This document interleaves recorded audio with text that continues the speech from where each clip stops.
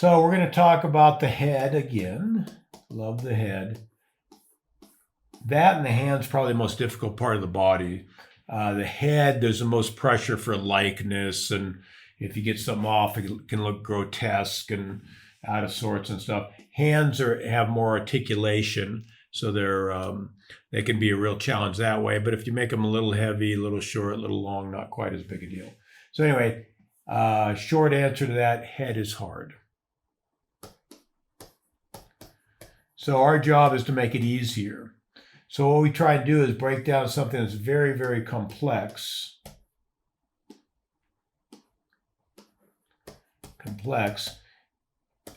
and make it simpler. Doesn't necessarily make it easier, but it makes it more manageable. So there's a lot of stuff going on here. I'm going to try and break it down as much as I can, one idea at a time. So I'm going to take the whole head and maybe just make it a big sailboat shape. I'm going to take the whole neck and make it just an hourglass shape. I'm going to take the ear with all its convolutions and make it a little egg or a C shape. I'm going to take the face on the head and make it a Halloween mask. I'm going to take the forehead and the nose and just make it a couple small wedges, so architectural stair steps like you might see in a flute of a column, the capital on a column, as Bridgman showed us so beautifully, and just make it that. I'll take all the lips and make it just a little barrel, chin, another little bump back out, and so on. The eyeball will just be a ball in a hole. If we can find a simple and ideally a single solution, that's going to be better. We're going to make more progress. We'll be less frustrated. We can level up quicker, more consistently. And then as we get good at just making the head this simple, this singular, then we can add more and more stuff on it. And we can add another simple idea. Well, I'm going to think of the head as just a box. And it's just going to be maybe two sides of a box. And in my particular world, in this particular instance, I'm going to make all the side planes darker and all the front planes lighter. And it won't matter what it is or where it is.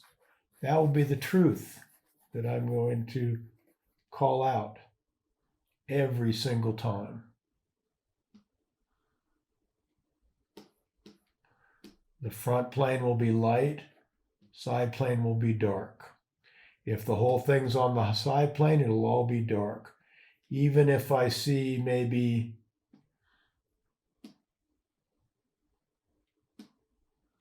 a little sliver of it in light, I won't worry about that for now. And as I get better at the big things, I can then step into some of the little things, maybe the side of the eyeball, the side of the nose, side of the mouth. Maybe I'll put the things that are on the bottom plane also dark, and the same dark. And maybe I'll put things that are on the top and make those light. See how that works? When we make it simple, if we can learn to see it that way, it's a skill to see that. It takes a while. Then we can take that skill and we can refine the skill and make adjustments and corrections until it rings more and more true. And then we've got something we can build on, and then we just stack another single idea. One idea, then another, then another, then another, and just keep adding ideas. And if we get in trouble, we'll back off those ideas and go back to when we weren't in trouble and stay there or begin again. So that's kind of our process of learning, at least the way I like to learn. And I'm trying to learn how to keep all the imagery on the page. I apologize for that. I got a little mark. I tried to put tape on, and since it's a touch screen, it was making everything go crazy. So I'll do this. I'll put gray below, so I'm not going to draw on it. That's probably a smarter solution. So anyway, that's where we're at here. So let's have some fun with it. Let's get rid of that. Scoot that over a little bit. I can still be on the paper here, so I'm going to move my tools up to the edge of that. Right there. And then let's look at a few things. So when we look at all that the head is, the hair and all the hairs and the skin and all the pores and the light and shadow and all the values, it can be overwhelming. We don't know where to start. So we reduce it down to the simplest possible ideas, whatever that is for us. It can be simple shapes, simple values. It can be simple rhythms. So if we look at one of the problems when we know too much, oftentimes we don't know what to do with it. And you can't really know too much, of course. I'm a big fan of knowledge. I kind of like it. But if we don't have it in service of something, it gets unruly. It's like a little kid who's thrashing around and just making trouble rather than fitting in to the family. That was a poor metaphor, but we're kind of stuck with it because I sent it out into the world. So what I want to do is when I learn something new, like laws of light, like linear perspective, like anatomy, I want to make sure it's in service of my art. For me, it's not true for every artist out there by a long shot, but for me, my art is aesthetic based, meaning beauty based. So whatever I do, if it doesn't make my work more beautiful, I'm not going to include it, or I'm going to minimize it if I feel like I got to include it. So that's one of the big problems in learning lighting and linear perspective and anatomy is they're science-based. They're facts for the sake of facts for the most part, to oversimplify it. Whereas we want facts that are in the service of beauty for the most part, to simplify that. So if I can't make the muscles and the bones of that anatomical image work to make better structure, I'll just take it out. I'll just work with simple shapes instead. If I can't make the anatomy in service of simple gestures, and structures, the way I define it is, structures are the simple parts. Structure is a part. See, architecture. Architecture. Gesture is how those, it's like eddies in the current, riffles in the stream. It's always flowing into the next thing. It's never truly separate. Even if it's a wave, it flows back into the greater whole. So I want my gestures, I want to draw any particular part and then feel how it flows into the next thing. And the more ways it can flow, and the more exciting ways or beautiful ways or gentle ways, I can attach any adjective I want to it, it can flow, the better. So one of the things I like to do, as I start learning a little bit of structure or a little bit of anatomy or a little bit of laws of light, I'm going to make sure that serves the realism, the volume of things, coming off the canvas kind of things usually. And at the same time, I want to feel how it flows through. So we're going to talk a little bit about both in the time we have today. So when I look at the eyeball or the eye socket, I want to see what it is. And as we just had drawn it earlier,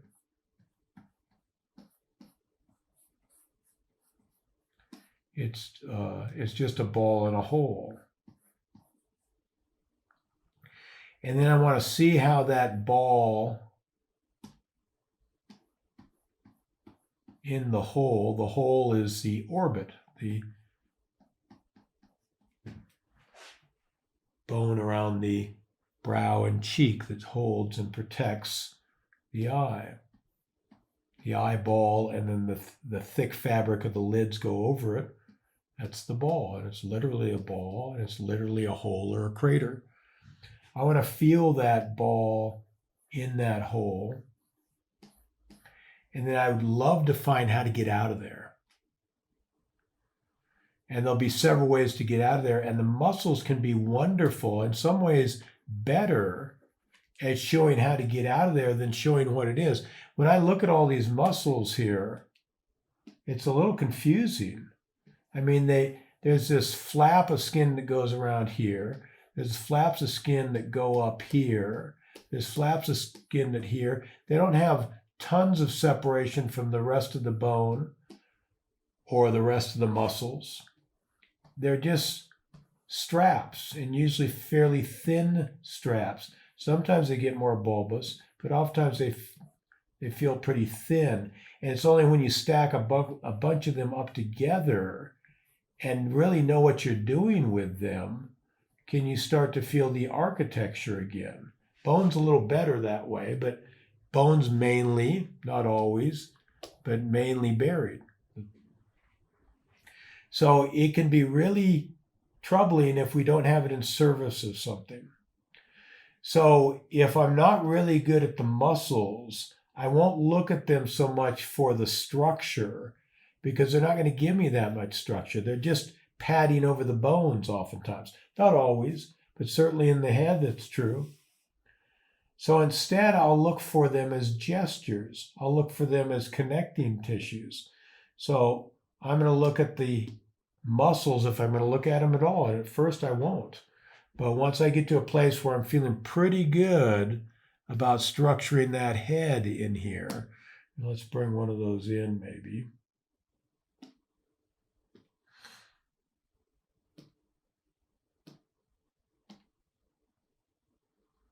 Again, run away from, can't have breasts on the internet.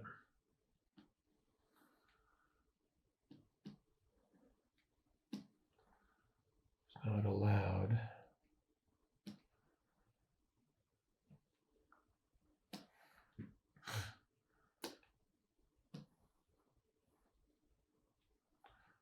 Do that. And do that. So once I start being able to see this head, and it's learning to see, because this is something that's not intuitive. It's not natural. This is a special way of seeing things. It takes time to learn. Just like a new language takes time to learn. It's a different way of communicating ideas. It takes a while. It's not intuitive. It's not easy. In fact, it's downright unnatural and uncomfortable to feel. But after a while, we can learn to see the structure, learn to realize through our senses that there's something that's more on the front, and there's consistent things on the front, and some are on the side, some on top and bottom. And if we can learn to see where those are and learn to see landmarks, as we've learned over the last few lessons, landmarks that suggest that, like the arch of an eyebrow. Notice how this ascends and then descends. And that hits not exactly, but very close to where the value changes are. The values are their own kind of landmark. The shadow shapes or the highlights can call out beautiful corners.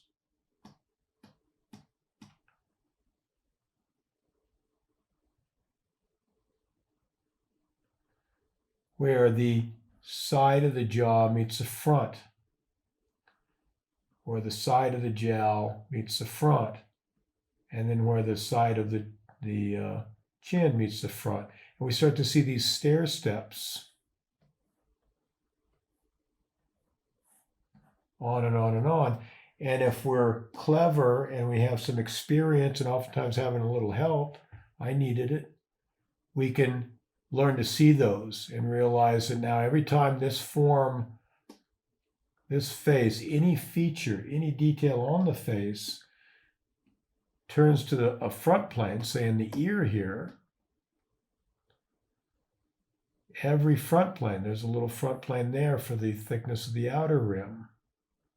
Unless it's blocked from receiving light, it's going to be darker, shadowy on the front, lighter, a halftone or a highlight on the side, all the way through. Now, some of this nose is blocked by the cheek. Otherwise, all that side plane would be catching light. All that front plane of the nose is catching dark, all the way through. And we can make those more and more complicated. We can have not just shadow and light, but darker halftone and reflected light, and add lesser, subtler planes and stuff. That's all structural stuff. The accrochets, the muscle and bone of the human body, can help us understand that structure, but oftentimes it's really confusing at first.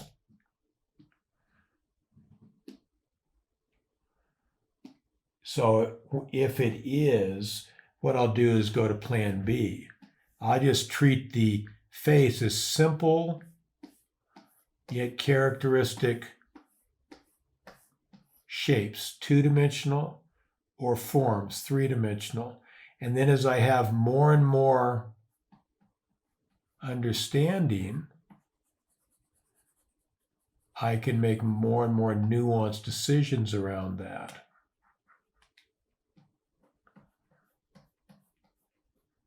And now I'm realizing the forehead and the eye socket and the cheekbone are all creating this kind of lightning strike, zigzag corner where side meets front, light meets dark. And I can see that beautifully, simply in there in all that confusion.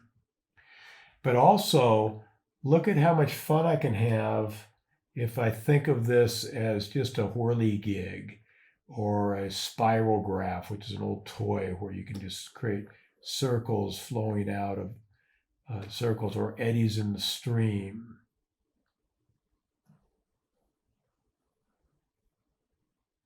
Notice how I could come off that eye and get to the cheek that way. Just come along the fibers of those orbicular muscles from the pupil to the iris, to the lids, to the socket, to the muscles over the socket, and then slingshot out over the whole structure of the cheek and down the jaw. But I could also come across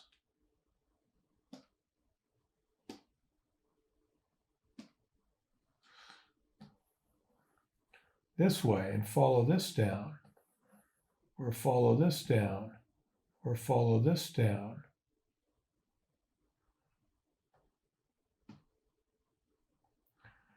I could also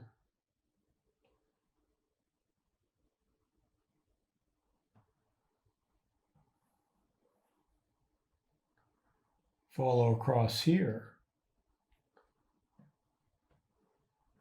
and down maybe, or across here and down this way.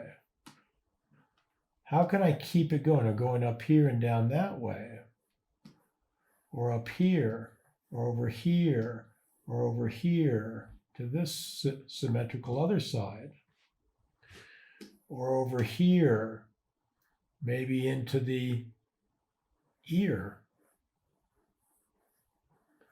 I'm going to look if it were energy, how can it flow? And I'll look for the craziest possible ways to connect things. And I'll try and take it as far as I can, or into several different directions as a stream would, as a river would. The river is going to flow this way, but the currents might do this, might cut all the way across, might go out into a tributary that never comes back, or comes and re-emerges with the main water source miles down the road. There can be a flow to the whole river, and there can be all these currents on the surface and underneath, the skin to the muscle to the bone, all moving in concert or in their own beautiful personal dance. And I'll just look to see how I can flow from here to there.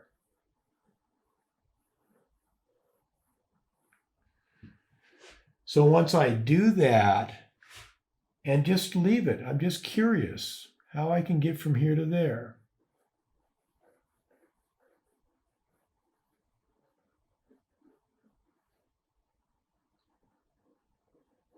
Doesn't have to make any structural sense. I'm just seeing if I can take a new way home, a new journey to get to the same destination I've always wanted to go to. Just playing with that.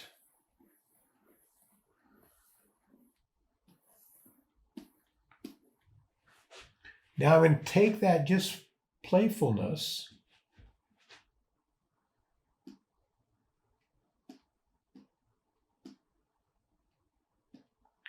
and I'm going to go back to that beautiful head, that beautiful reference, or that beautiful old or new master. I'm going to play the same way.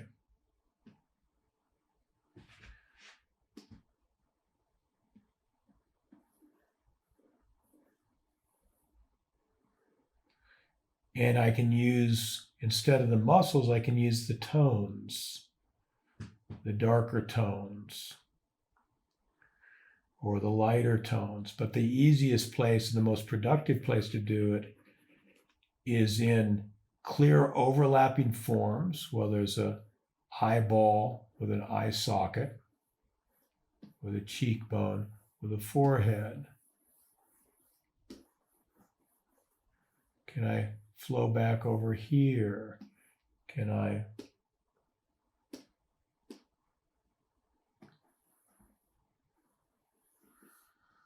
go over here? Switch back over here. Can I connect those eyebrows together and then play that up? And maybe play them like they're goggles, but the other side I can't see, it's behind the nose. And then once I've played around with that, the jaw right in front of the ear, the jaw right behind the ear, the ear to the jaw, the ear to the muscle of the neck, the sternocleidoid mastoid. Playing in here and going back over here. Playing in here and swinging over here and down here. It could extend all over the place. I'm just playing, just curious. And what I'll start finding is when I'm looking for how to connect, something a little bit magical happens. As I'm doing my careful construction, I'll start to see that things that seem to only connect one way connect several ways. See, things that only connect one way connect several ways. Some of those are structural. The top of the shoulder to the side of the arm, the top of the shoulder to the front of the rib cage, the top of the shoulder to the side of the shoulder connecting into the arm. And I'll find all sorts of ways to flow back into something else. And then when I start to really carefully construct, see here,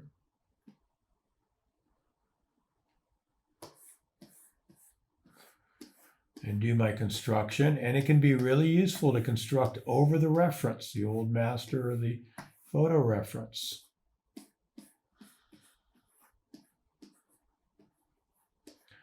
And just make those simple choices that we started with.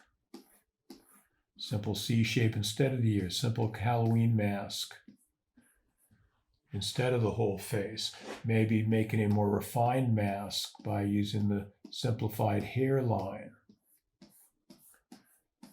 Maybe doing the écorché, meaning just the skull, maybe using the hairstyle as well. Any or all those ways.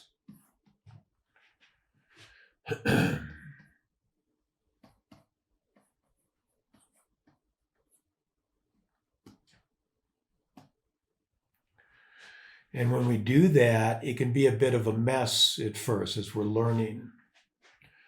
But if we remember our lessons, I can start then organizing these things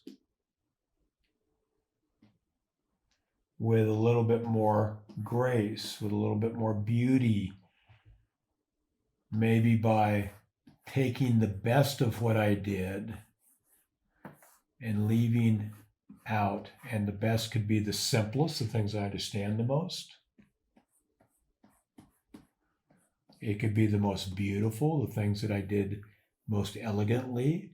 It can be factual, the things that ring the most true for a real head in that kind of position. And I can start choosing, can I make that better? And what we'll find is, not always, but better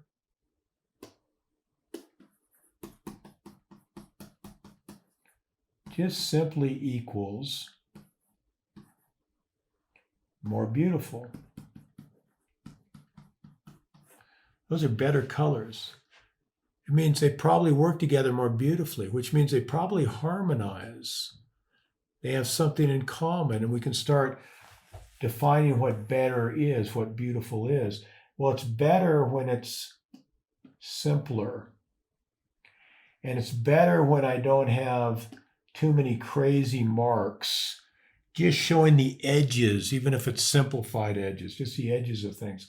It's better when that simple thing feels simple, even if I have to take several attempts to find that simplicity, and it clearly, simply, and so beautifully connects with the next thing. And now as we start adding stuff to it, whether it's more structure or more values, or value itself, tone on line. And if we remember our old playtime,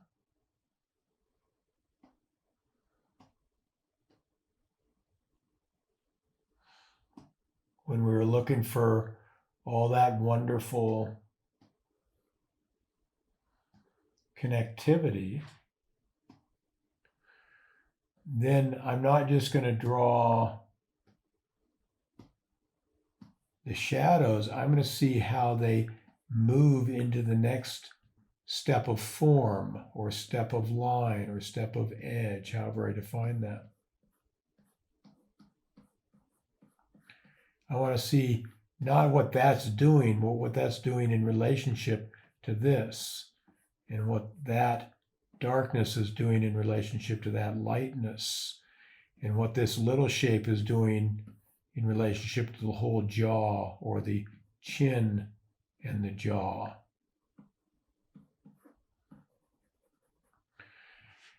And then if I'm feeling my oats, feeling confident, and want to bring in even more beauty, corners are not as beautiful because they're harsh. You're either safe or you're falling off the cliff. And it's one directional. Whereas curved lines, and especially lines that flow together and not break apart. So what I find is it's better, it's more beautiful if I have more curved lines, because that's a gentle passage. And I think of those beautiful soft plush animals I had as a kid that were soft and round and felt so good, as opposed to those hard-edged Legos that Dad would step on in the middle of the night. And so straights and corners are harder, more dangerous, in that sense, sometimes less beautiful. So maybe I will then playfully, and I love digital in this way because we can do layers, but you could also do it with tracing paper. What if I can round these off?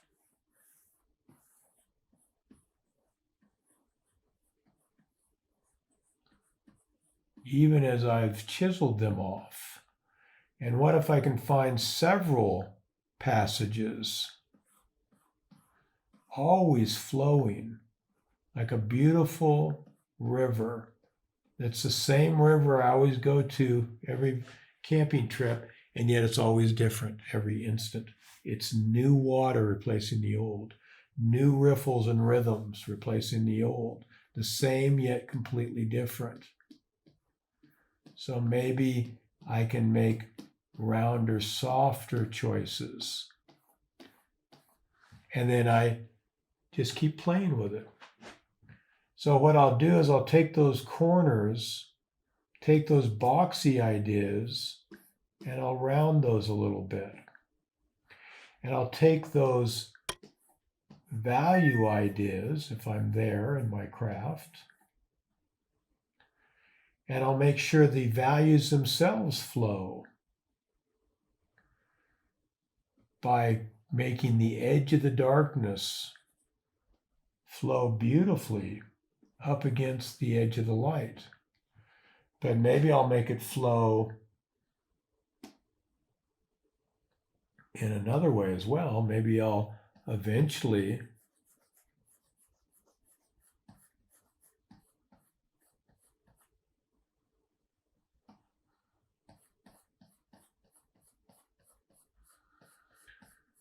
make it flow back into the light through what they call gradation in those art schools.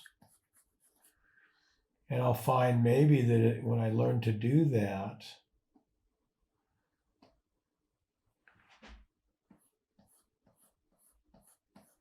it doesn't even have to be that perfect. But now I've shown how that beautiful shadow that was so separate, and that beautiful boxiness that was so separate, one edge from the next, by curving between those separate moments or softening the separation between those moments, both in contour and in blending. Now I can ease into something that's more elegant, that's better, because it feels more connected, this to that. And I'll play back and forth between what's connected and what's separate. I want the shadow to stay separate, but I want it to connect. So I'm going to make it a little boxy and maybe a lot darker. But then I'll soften the edge between what is dark and what is light. And I'll maybe slightly round, or even play with how to round.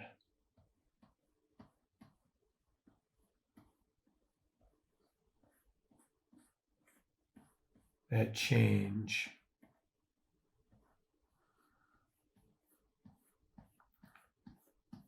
Maybe I'll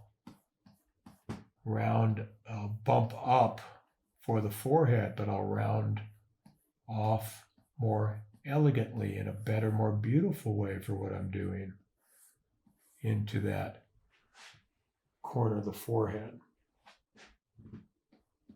So I'll find out how to separate. So each thing is its own beautiful self, autonomous, elegant, separate, and then I'll look for how it reintegrates by having the same rounded shape, maybe, for shadow and socket and ball, and how it separates all very dark. So it's grouped by its joint darkness and its joint curvature.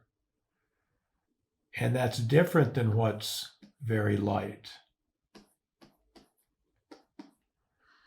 And then I'll round and soften the transition between dark and light. And so I'll think of gradation itself as a curved tone rather than a curved line.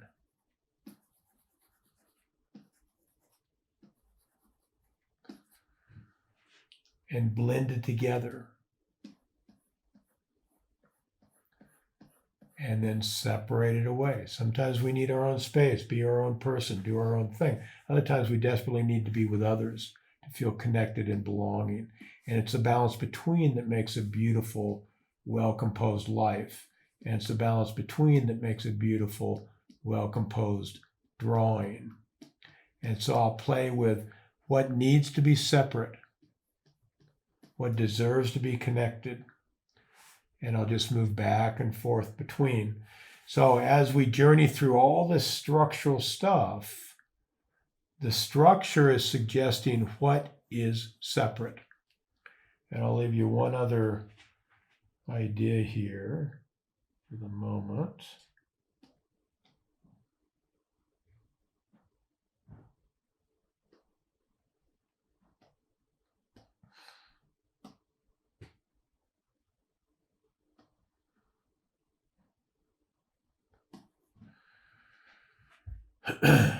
If I do this, and let's say I render that away, I'm just going to use line.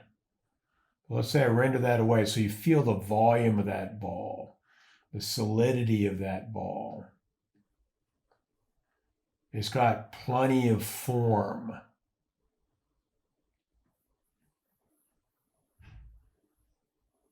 But when I make something that has more corners, it's going to have more structure.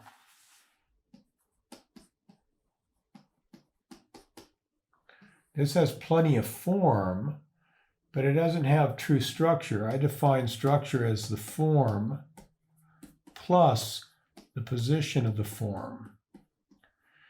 And so if I really want to get something to have form, I have to show that it has volume. Well, we did that with line, and we could do it with tone.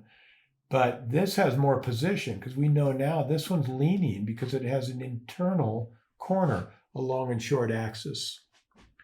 If I take that and evolve that form into something that has more corners yet, it still rounds over, still has a long and short axis.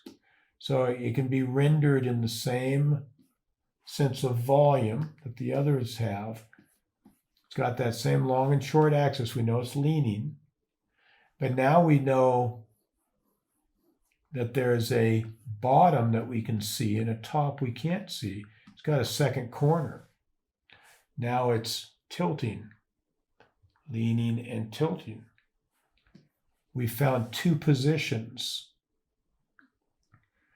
And then if I add even more corners to it, now we know long to short axis, it's leaning. Sides and front, in this case, to bottom, it's tilting. And we know how it's facing. We have the side and the front. We didn't know which was side and front here. We didn't know which is side and front here. We did here. Now it's got three corners. Notice leaning, tilting, and facing in no particular order. Those are the three positions because those are the three dimensions that we're dealing with. Three dimensions is three positions. Position is just a simple, easier way to think of perspective. So the more corners we have, the more structure we get, and the more corners we have, it actually helps to structure the tone where we put our tone, because we can just put our values on the other side of a line, of a corner. When it's a rounded tone, we have to guess at where it's at. And we can do it But the more corners we have, the clearer it is. The clearer it is. More corners, more structure. So usually as we work harder and harder to get the form, to get the idea that this is coming off the page at us, or going back into space away from us, it gets more and more corners, which are more and more separations.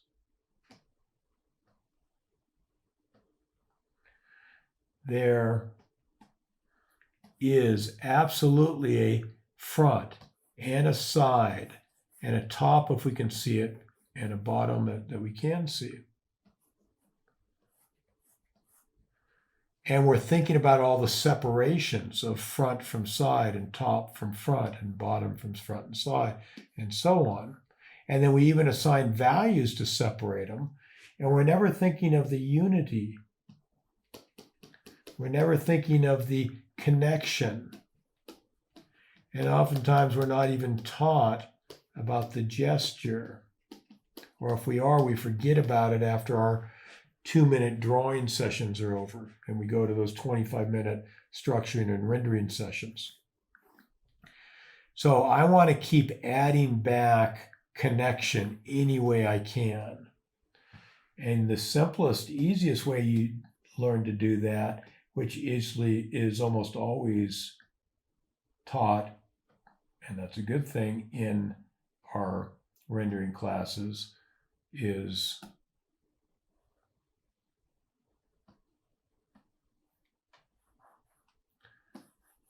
gradation,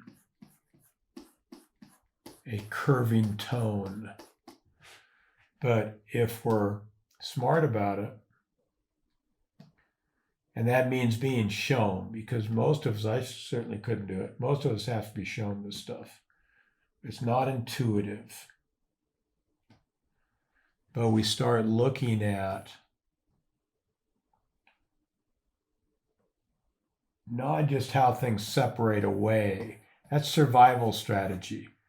The step is that far down before my foot hits. The Mack truck is that far away before I get in an accident. The mobile is separate from me. I'm disconnected from the world. I learned that in the crib. We artists have to relearn connective strategies so we can make our art beautiful, because that's usually what better means. On some level, they're more connected. And we have to learn that our craft strategies, our how-to strategies, are in actuality connective strategies.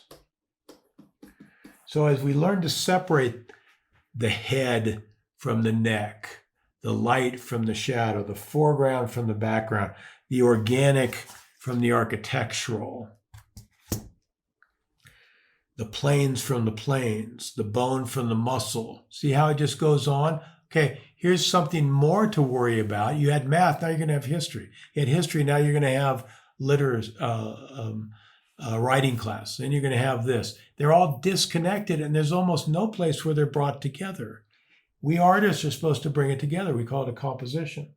So as we learn how to, what's going on there? I lost my tools somehow. Let's bring them back. Yeah. As we learn how to separate the front of the face from the top of the head, from the back of the skull and the bottom of the jaw and the neck on top of it, and the eyeball from the eye socket. And the eye socket is the separation between the side plane and the front plane. And every corner we put in, we get more and more solid structure, as we need to have. And as we get more of these separate pieces, if we're pretty good at our craft, then we'll make better relational choices. Well, there's too much back of the skull, the too fat of a neck, too chiseled of a jaw, too square of a socket. And we'll start softening those because we start, as a more advanced craftsman, seeing the connection. Well, that eye socket only works because I put it in the right place. That wouldn't be the right place. It works better if I round it rather than chisel it, if I soften it rather than separate it, or whatever those choices are. And so as we move through understanding of all the separations, that's our craft skill set.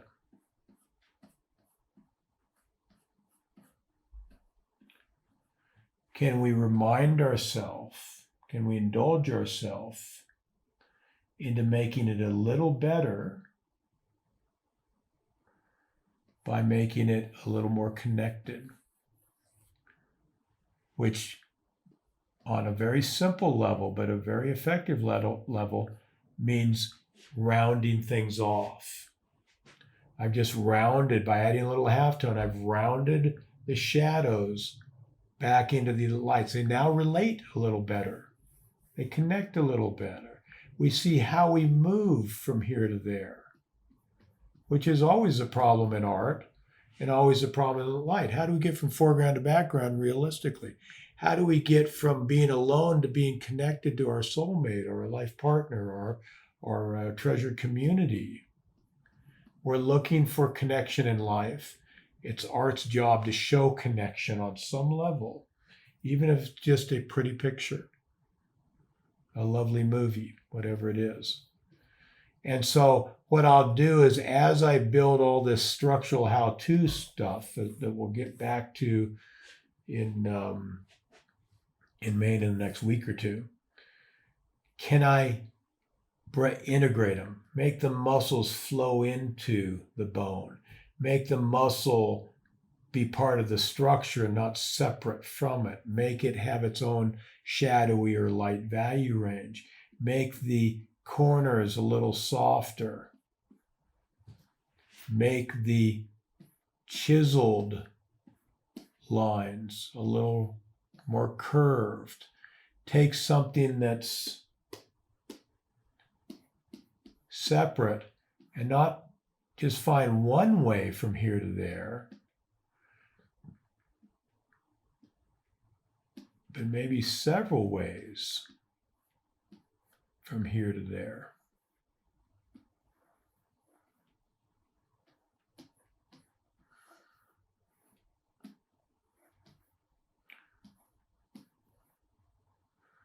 Notice if I'm clever about it, if I'm curious about it, I can find all sorts of ways to show what most people think are separate are really connected.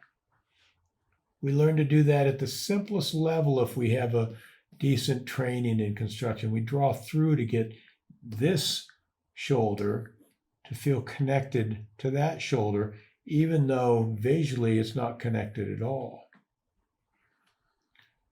But we see past the apparent interruption, the apparent separation of life, and find that if you just had eyes to see, you can see it's beautifully, it's all in this beautiful rhythm, this beautiful dance, this wonderful harmony, this connective whole. Not craft, that undersells it, connection. Not just a hobby or a career, that undersells it. Something closer to a spiritual idea, because that's what spiritual practices do. They talk about connection, the physical to the metaphysical. We do the same thing with our own palette of tools. So, let's take a look, see if there's any thoughts or questions on that. We got a few minutes left. Is that making sense, guys?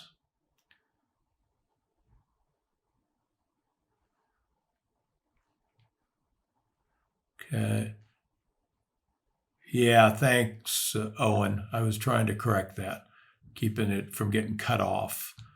Okay, let's see here. Francesco, quick question. How can artists keep high their motivation if anyone but themselves are supportive? So if no one else is supporting you, how do we support ourselves? I think is what you're after there, Francesco. I can reword that in a way I can answer it. And I was just talking to my clients about it. And I'll say really quickly, I like to make this brief, but if you love these live streams, come on, tell friends. That's the best thing you could do if you want to do me a favor. Tell 2 or 3 friends about it. I want to reach as many people as I can. If you want to give a little more support, you're not obligated to do anything other than show up when you want to, but you can join our Patreon channel. It's only $8 a month.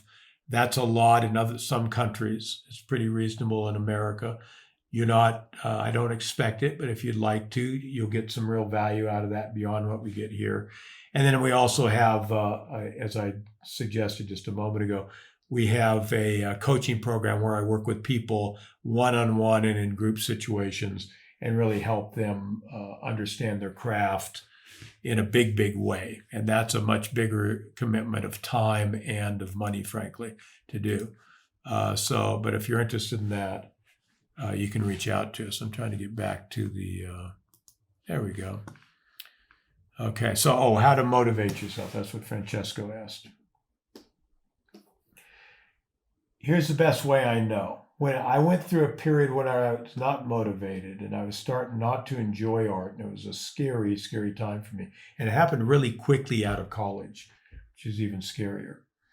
And what I found was when you can't absolutely love it, and sometimes you can't. I mean, it's just the way it is. And that sometimes can last big chunks of time. Don't focus on loving it because then you feel ashamed that you don't love it. I mean, God, we get to draw, we get to play with a pencil or with a brush for a living or for a hobby for part of our time. How do we maintain that motivation when we can't always maintain the love of it, when other things we might in that moment love more? The biggest thing you can do, I think, is to stay curious. Good things come from curiosity. When you get curious, a funny thing happens. You get creative. I was just talking to my clients about this. Curiosity equals creativity. God, that thing called, I use this example all the time, but it's what popped in my head. That thing called matter that those scientists are talking about for generations, for hundreds of years. There's this new thing called energy, completely separate. It was only the creative mind, in this case Einstein, who realized that those two things were connected. That thing called life, the physical, there's something else maybe that's beyond, metaphysical. And they're not separate at all. There's a way to connect somehow, even if it's in our dreams or in a journey or through a prophet or whatever it is. There's a way creatively to connect things that are disconnected. Curiosity is really dealing with that. You look at life and you go, God, what if I were to paint that? What red would I have to mix to make it be that red in the cool shadows? I get curious about that. And when you get curious about it, you start to think about it. And when you think about it, we're natural meaning makers, we're natural learners, we're natural storytellers. You start to look for solutions. We puzzle things out. That's why we like whodunits, why we have to read to the end of the book unless it's just god-awful, and even then. And if we can't read through all that god-awful chapters, we'll go to the end and read who did it at the end, how it finished. We get very curious and we want to make things make sense. We want to make things connect. So I'll just look around and see if I can connect things. Well, really good writers, I'm trying to be a really good draftsman. Really good writers don't just say someone felt sad. They'll say they felt anguished. Or a really, really good writer will say the body just gave up and slumped into the chair.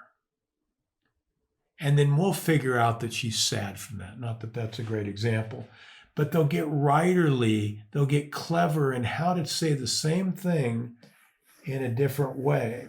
And if we can do that in our life, God, I wish I could have more fun painting, but I just don't feel like it. Well, what if I were to paint that woman's face? I'm not going to do it, don't want to.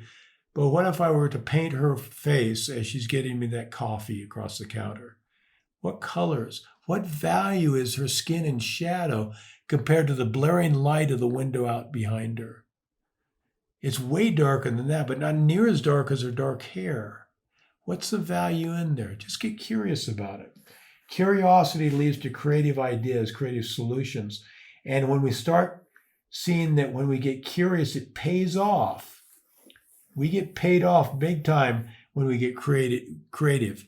Our biology gives us this little shot of dopamine that makes us feel good about it. We want to do it again. And then we want to do it again. And then that curiosity and that creative payoff starts to make us passionate. Geez, this thing called figure drawing, there's way more to it than I thought. And that's exciting because I'm making creative breakthroughs. I'm making gains. And then when you start to get paid off for your curiosity, which just takes a little bit of energy, as opposed to a big goal, I want to be a world famous artist someday, that little bit of energy is a little step forward. And then you got momentum. And motivation only happens out of staying curious and getting a payoff.